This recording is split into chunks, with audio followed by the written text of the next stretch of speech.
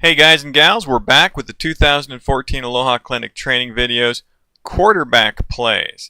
And we've got a bunch of different sections and a bunch of different plays to cover. Probably going to take us about 30 minutes, so let's get started. And we're going to start with forward and backward passes and how to identify some of the characteristics in trying to get those calls correct. Forward or backward pass, play number 1. Now this is a backward pass, and in full speed I think that most people would presume that as well.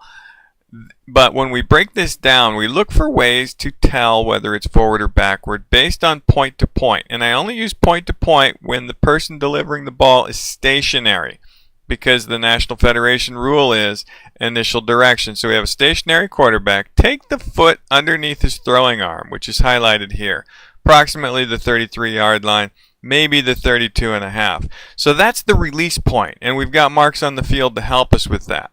The first touch point on a stationary passer is the 31, so we know it's a backward pass. So this should be a live ball.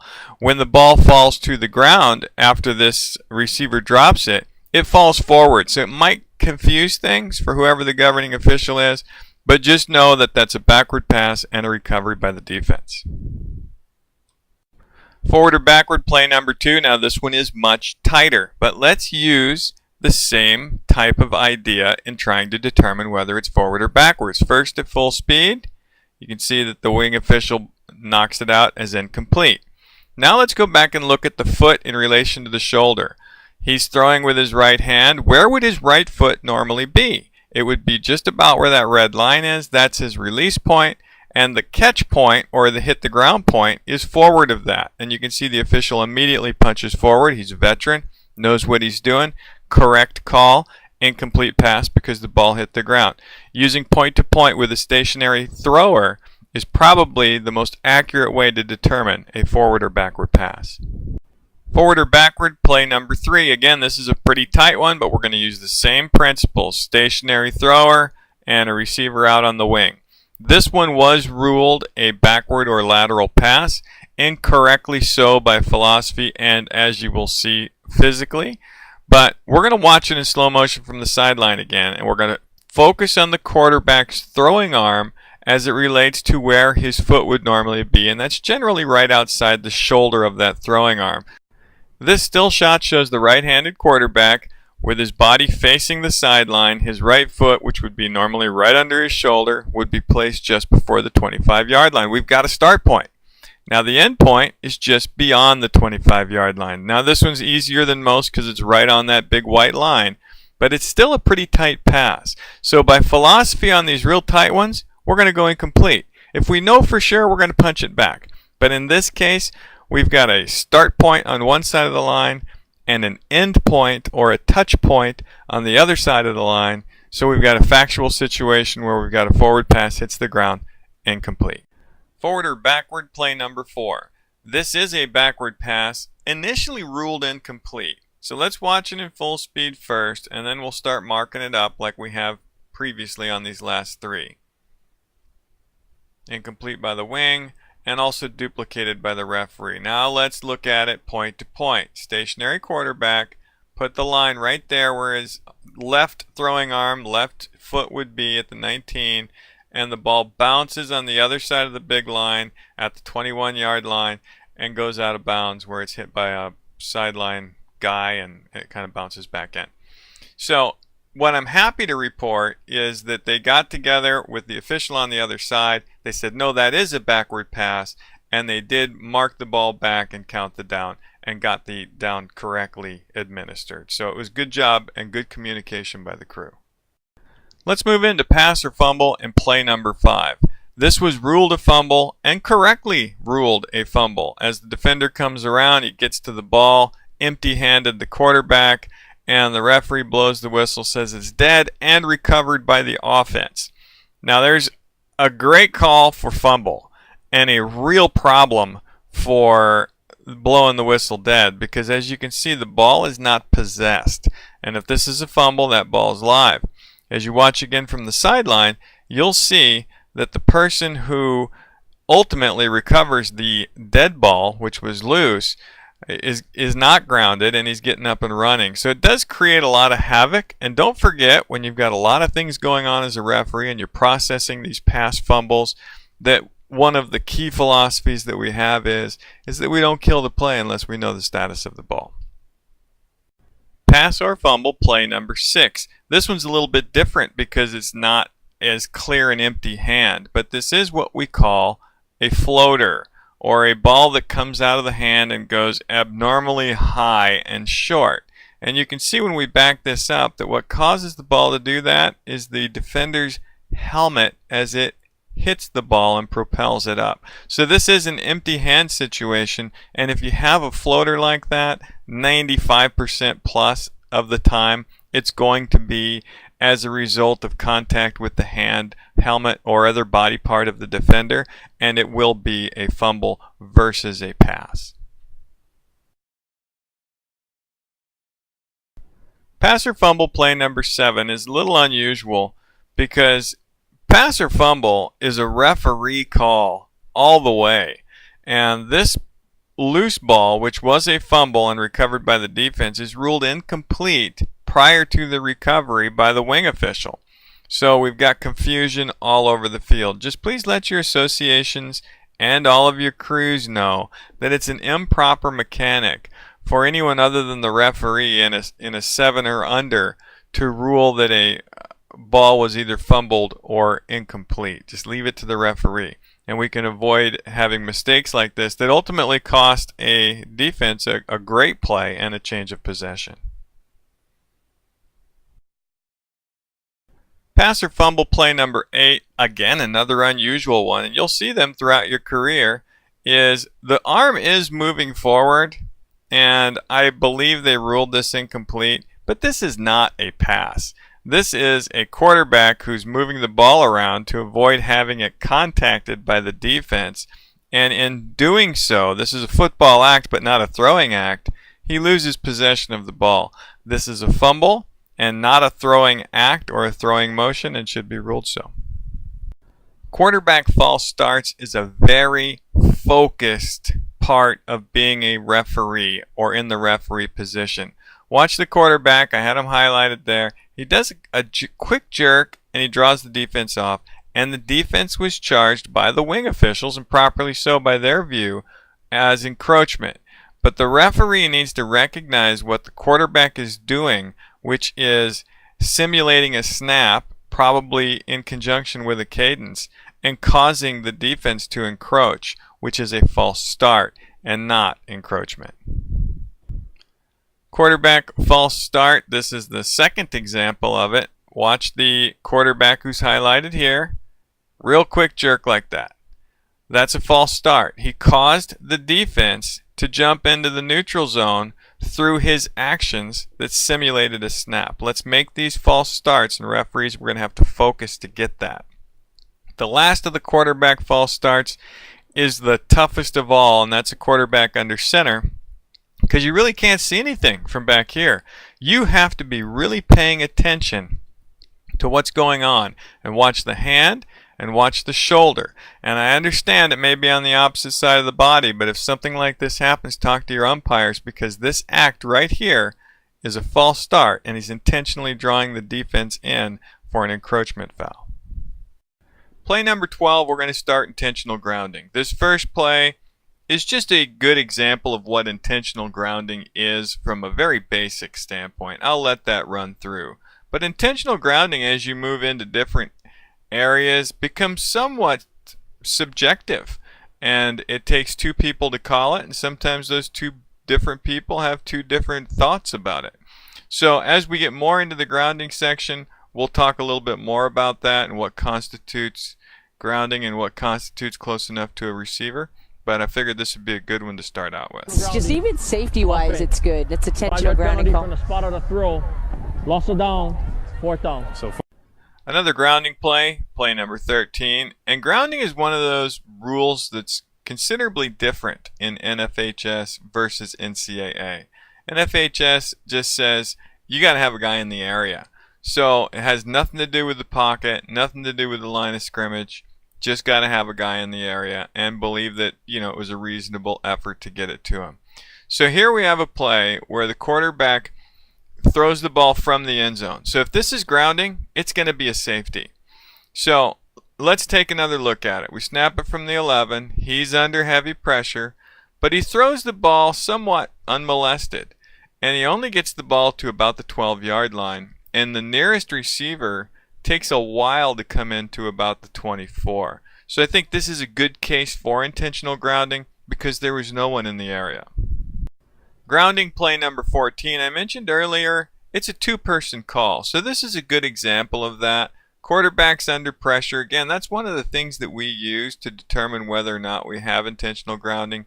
And as you can see, he's flushed out of the pocket, scrambles around. He's actually being grabbed and held by a defender.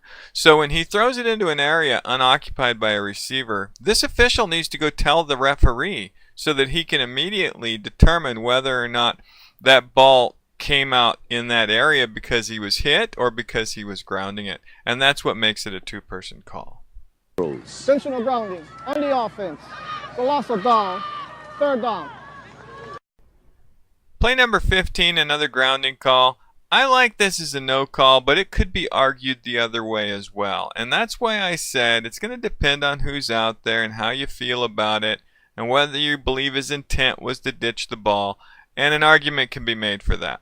But the ball did get around the 31, 32-yard line, and you can see a foot in the upper right-hand corner there. That's an eligible receiver. So whether or not he was really trying to get it to him or not, to me, he's close enough. The last of the grounding plays I have, number 16, occurs in the end zone, and it was not called grounding. And there's a case for a lot of different things on this play. So we're going to break it down a little bit as we go. But once we start looking at this from in a slow motion aspect, you can see where the eligible receivers are. Was his progress stopped in the end zone? That's another question you have to say. Is he wrapped up there, or are we going to allow him to continue his arm motion forward? And then when he does throw it, he throws it to an ineligible receiver, number 70, who's currently at the 1 and catches it just outside the end zone, highlighted with the yellow arrow. The eligible receivers are in red, but I don't think the quarterback was really trying to get to either one of those. And I circled the referee because he was a little bit late getting to the goal line. And in this situation, we need to have that goal line covered. I realize we snapped it at the 6, but we need to be aware of the situation and that the referee is not going to be able to make any goal line judgments with any real accuracy on that kind of play. When all the dust settled, they decided on illegal touching, and they enforced the penalty, loss of down, so it would be 4th down. Just be careful now. That's a foul by A behind the basic spot, so it would be enforced from the spot of illegal touching. Illegal touching, offense. After this is to the goal. Loss of down, 4th down.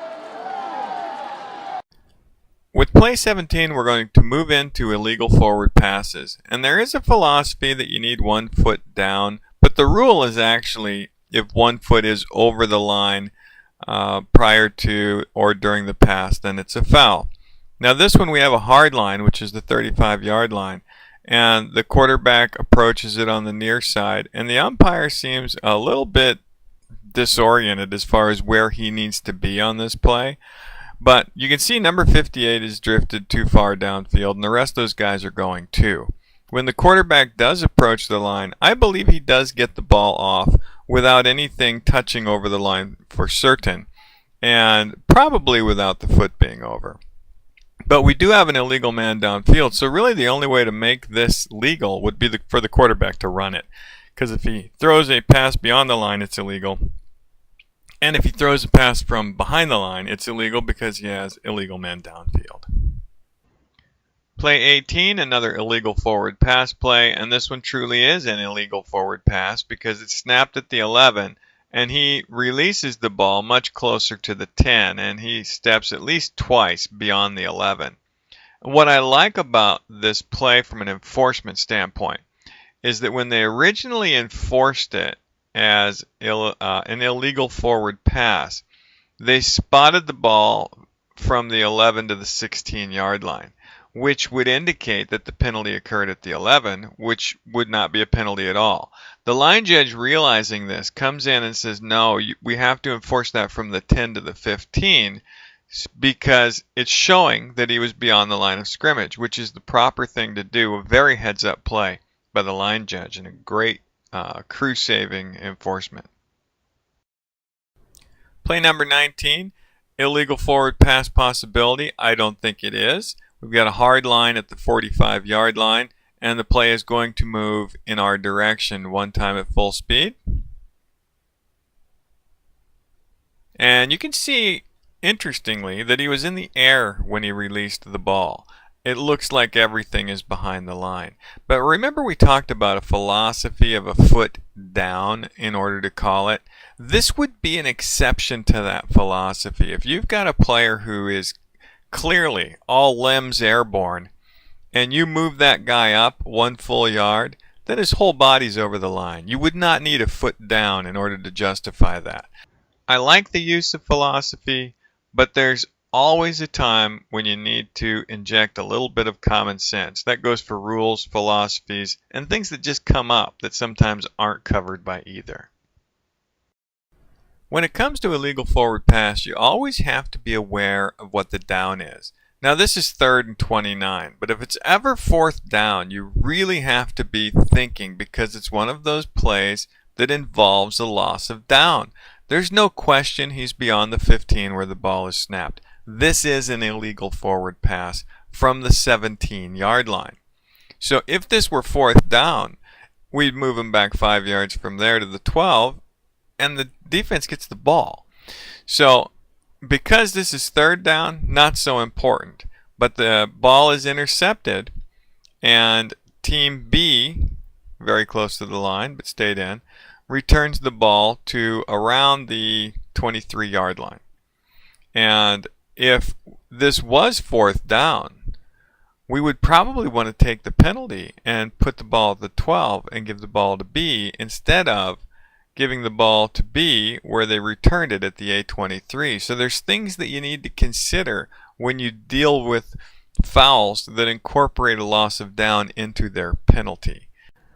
Play 21, the last of the illegal forward pass plays, involves 2 forward passes. And don't forget that that little forward pitch, either underhand, overhand, shuffle, behind your back, as long as it's airborne forward, that's a pass.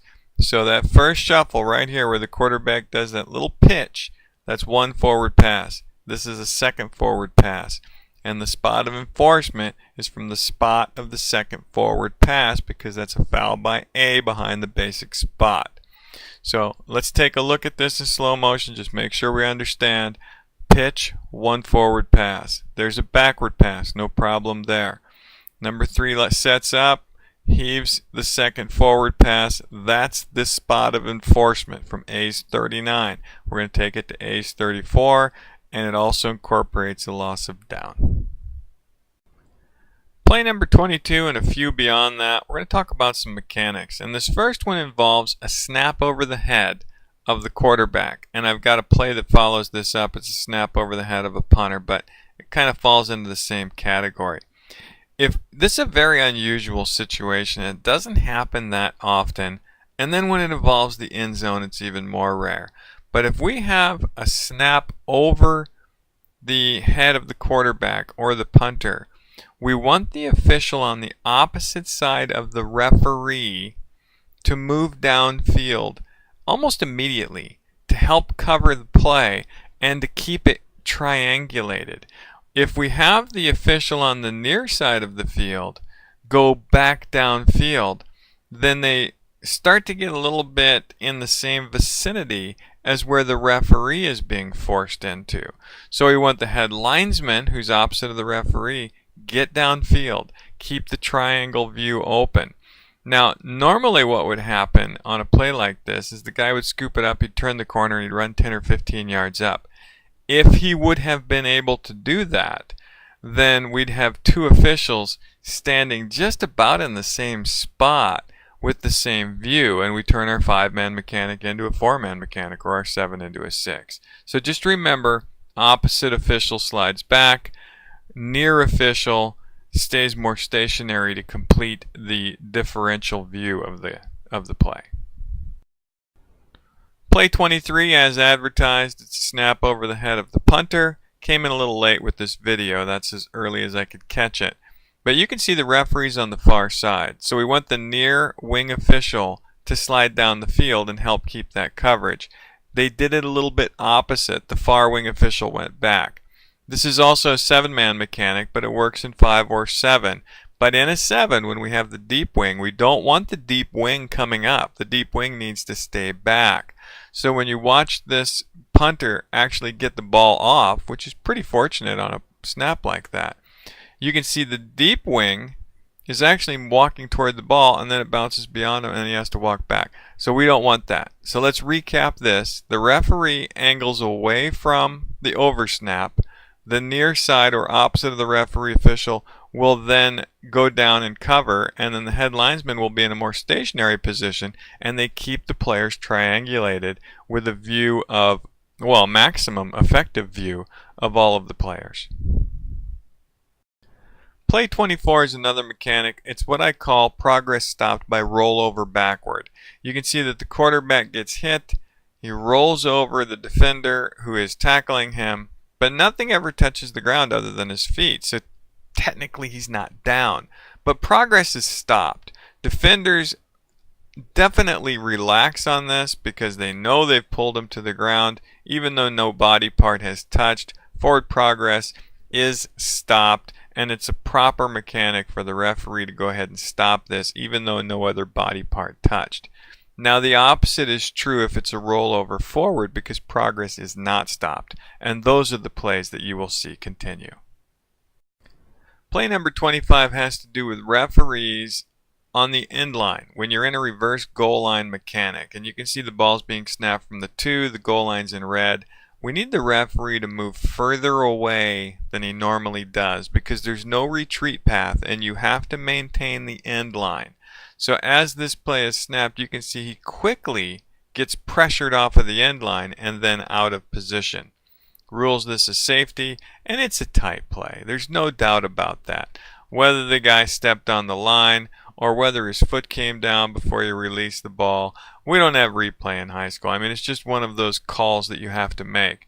But you're handicapping yourself if you do not allow yourself to maintain an end line position. And the only way you can do that when your field is compressed to 12 yards is to move further away from the play so that if he does dart at you, you still have some room to work with and have a clear vision of the end line.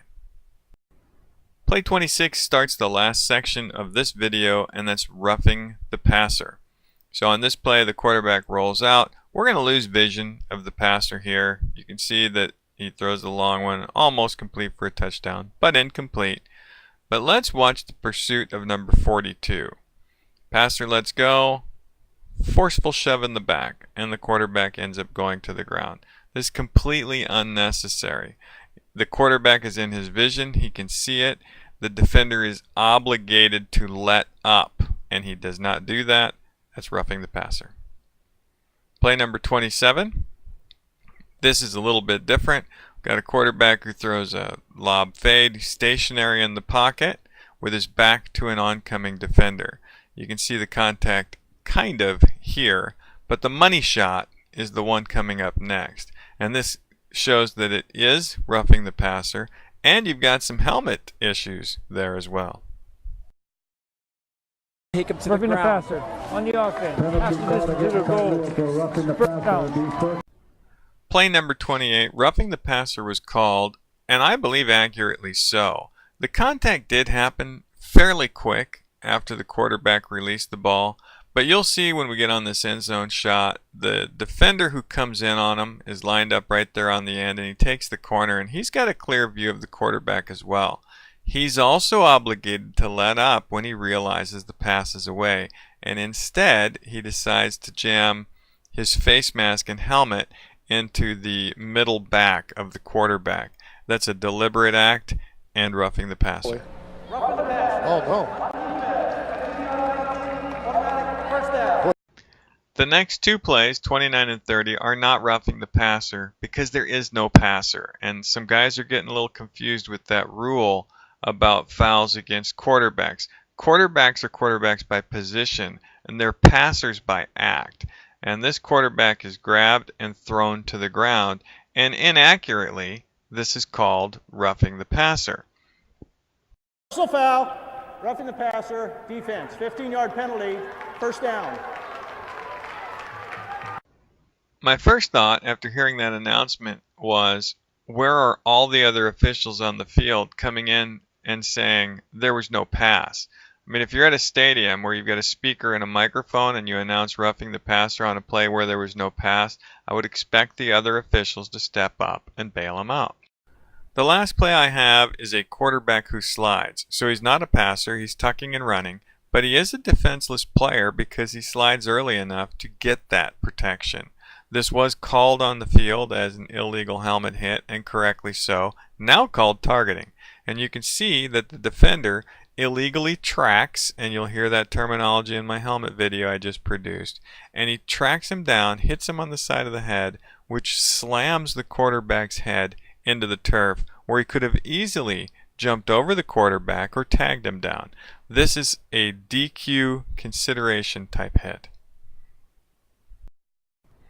Well, that's it, and I can't believe it's gone almost 30 minutes, but it's been a while since I've done a quarterback type video, so I wanted to get some points across. Hopefully this helps you this season. Wish you all the very best of luck. I would be honored if you play football for this team. Me? Play football? Yes. Thanks, but no thanks, Coach. My mama wouldn't let me play no football. We're gonna go home. You and I, we're gonna talk to Mama. Mama said that. My mama said that. She's gonna say yes. Mama said that.